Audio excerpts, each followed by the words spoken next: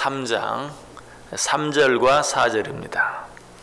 같이 한 목소리로 읽습니다. 하나님이 대만에서부터 오시며 거룩한 자가 바란 산에서부터 오시는도다. 셀라.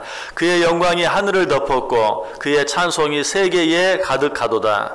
그의 광명이 햇빛 같고 광선이 그의 손에서 나오니 그의 권능이 그 속에 감추어졌도다. 아멘.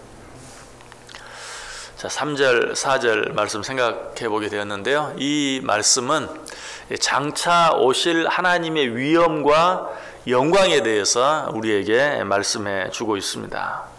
먼저 3절에 보면 두 가지 지명이 나오죠. 그 한 가지는 대만이라는 곳이고 다른 한 곳은 바란산입니다. 이 대만과 바란산은 어떤 곳인가? 이 대만은 방위를 가리켜요. 남쪽. 그래서 이 대만은 남쪽에 있는 시내산을 이야기합니다. 그리고 바란산도 시내산과 가데스 바네아 사이에 있는 또 다른 산으로서 이 산도 역시 시내산과 관계가 있는, 시내산과 붙어있는 그런 산 가운데 하나입니다. 왜 하박국 선지자는 하나님의 강림에 대해서 이야기하면서 이 시내산을 언급하고 있을까요? 하나님께서 이전에 시내산에 강림한 적이 있었기 때문에 그래요. 신명기 33장 2절에 보면 여호와께서 시내산에서 오시고 세일산에서 일어나시고 바란산에서 비추시고 1만 성도 가운데 강림하셨다 라고 이야기하고 있어요. 이처럼 시내산은 하나님이 강림하셨던 산이에요. 그래서 하박국 선지자는 하나님의 강림, 하나님께서 강림하실 때 나타날 그 위엄과 영광에 대해서 이야기하면서 그 시내산에서 강림하셨던 하나님의 모습을 생각하고 있는 것이, 그래서 오늘 3절 중간에 보면 셀라라는 말이 나오죠. 하나님이 대만에서부터 오시며 거룩한 자가 바란산에서부터 오시는도다. 셀라. 여러분, 셀라라는 말, 잠깐 쉰다라는 그런 뜻이라고 그랬죠. 왜 여기서 잠깐 쉬고 있을까요? 그 이전에 하나님께서 시내산에서 강림하셨던 그런 모습, 구름 가운데 강림하셨던 그 모습을 잠깐 생각하고 있는 거예요. 그래서 하나님이 대만에서부터 오시며 거룩한 자가 바란산에서부터 오시는도다. 셀라. 잠깐 쉬면서 그 강림하시던 그 위엄과 영광을 생각하고 있는 것이.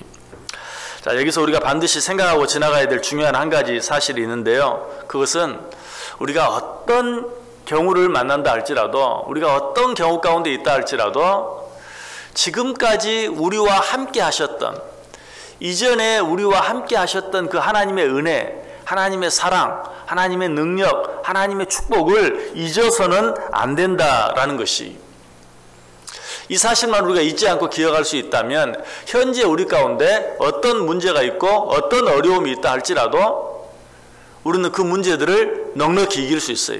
하나님이 지금까지 나와 어떻게 함께 하셨는가? 하나님이 이전에 나를 어떻게 사랑하셨는가? 하나님이 이전에 나에게 어떤 축복을 주셨는가 하는 것을 다시 기억할 수만 있다면, 그것을 잊어버리지 않을 수만 있다면 지금 나에게 어떤 어려움이 있든지 어떤 문제가 있든지 그 모든 것들을 다 이겨낼 수 있다는 사실이, 시편 77편에 보면 아삽의 시가 나와요. 그런데 그 시를 보면 아삽이 굉장히 어려운 가운데 있다는 사실을 금방 알게 돼요. 그런데 아삽은 그 어려운 일들을 어떻게 이겨내는가? 시편 77편 5절에 보면 내가 옛날 곧 지나간 세월을 생각하여 싸우며, 지금 너무 힘들고 어려운 가운데 있어요. 그러나 이전에 하나님께서 나를 어떻게 도와주셨고 어떻게 인도하셔서 여기까지 오게 하셨는지를 다시 한번 생각한다. 시편 77편 10절 이하에서도 또 내가 말하기를 이는 나의 잘못이라 지존자의 오른손에 해 곧 여호와의 일들을 기억하며 주께서 옛적에 행하신 기이한 일을 기억하리이다. 또 주의 모든 일을 작은 소리로 읊조리며 주의 행사를 낮은 소리로 되내이리로다. 여러분, 우리가 정말 이전에 하나님께서 나와 어떻게 함께 하셨는가를 생각한다면 지금 당장 내 앞에 일어난 일 때문에 하나님을 향해서 원망하려고 하다가도, 불평하려고 하다가도 결국 내 입에서 나가는 말은 무슨 말이 되는가? 이 모든 것은 다 내 잘못 때문입니다. 너무 힘들고 어려워서 하나님 도대체 왜 이렇게 하십니까? 라는 말이 나오려고 했는데 이전에 하나님께서 나에게 어떻게 하셨는가를 생각하면 하나님 왜 이렇게 하십니까? 라는 말 대신에 다 내 잘못입니다. 아삽이 그렇게 하고 있어요. 또 내가 말하기를 이는 나의 잘못이라. 방금 전까지만 해도 하나님 내가 너무 힘듭니다. 하나님 왜 나를 이렇게 힘들고 어려운 가운데 내버려 두십니까? 라고 원망하려고 했는데 지난날을 생각해 보니 어때요? 다 내 잘못이. 하나님은 항상 나에게 선하셨고 하나님은 항상 나에게 의로우셨고 하나님은 항상 나에게 긍휼을 베풀어 주셨어요. 그런데 내가 잘못했어요. 이처럼 하나님께서 함께 하신 그 은혜들을 생각하고 돌이키고 그것들을 잊어버리지 아니할 수만 있다면 쓸데없이 하나님을 원망하거나 불평하지 않아요. 아니 지금 내 앞에 있는 어떤 문제 때문에 실망하거나 낙심하지 않아요. 오히려 지금까지 함께 해주신 그 하나님 은혜로 말미암아 새 힘을 얻을 수 있고 용기를 낼 수 있고 그 문제를 이겨낼 수 있어요. 부부관계도 마찬가지죠. 살아가면서 문제가 없는 부부가 어디 있습니까? 싸우지 않는 부부가 어디 있습니까? 권태기가 없는 부부가 어디 있습니까? 다 그런 것이 있을 수 있어요. 그러나 그것이 문제가 아니라는 것이. 제일 중요한 문제는 무엇입니까? 첫사랑을 잊어버렸다는 거예요. 지금까지 어떻게 살아왔는지를 잊어버렸어요. 그걸 생각해내지 못해요. 기억해내지 못해요. 단지 눈앞에 있는 지금의 일만 생각해요. 그러면 아무것도 견딜 수 없고 아무것도 이길 수 없어요. 그러나 첫사랑을 생각해낼 수만 있다면, 기억해낼 수만 있다면, 지금까지 어떻게 여기까지 왔는가를 생각할 수만 있다면 그 모든 것들을 다 이겨낼 수 있다는 사실이. 자, 성경에서 가장 많은 고통을, 고난을 당했던 한 사람을 꼽으라면 역시 누구를 꼽을 수 있습니까? 욥을 꼽을 수 있어요. 그런데 그 욥이 그 고난들을 어떻게 이겨냈는가? 욥기 29장 2절 4절에 보면 나는 지난 세월과 하나님이 나를 보호하시던 때가 다시 오기를 원하노라.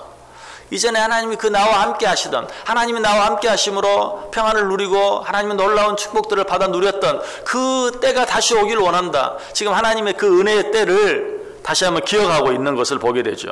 4절에도 내가 원기 왕성하던 날과 같이 지내기를 원하노라. 그때에는 하나님이 내 장막에 기름을 발라 주셨도다. 지금은 너무너무 힘들어요. 다 잃었어요. 물질도 잃었어요. 건강도 잃었어요. 자녀들도 잃었어요. 아내도 떠나갔어요. 아무것도 없어요. 그러나 하나님께서 내 장막에 기름을 발라주시던 그때를 생각하면서 욥은 그 모든 고난들을 이겨내고 있는 것을 보게 돼요. 이처럼 하나님께서 지금까지 나와 어떻게 하셨는지, 그리고 하나님과 나 사이의 그 첫사랑을, 그 관계를 잊지 않고 기억하는 사람은 어려움들 앞에서 어떻게 행동합니까? 욥이 어떻게 행했습니까? 과거에 자기와 함께 하셨던, 자기 장막에 기름을 발라주셨던 그 하나님을 생각하면서 욥기 2장 10절에 보면 우리가 하나님께 복을 받았은즉 화도 받지 아니하겠느냐 하고 이 모든 일에 욥이 입술로 범죄하지 아니하였다. 하나님의 은혜를 묵상할 줄 아는 자, 하나님의 은혜와 사랑을 잊지 않고 기억할 수 있는 자는 지금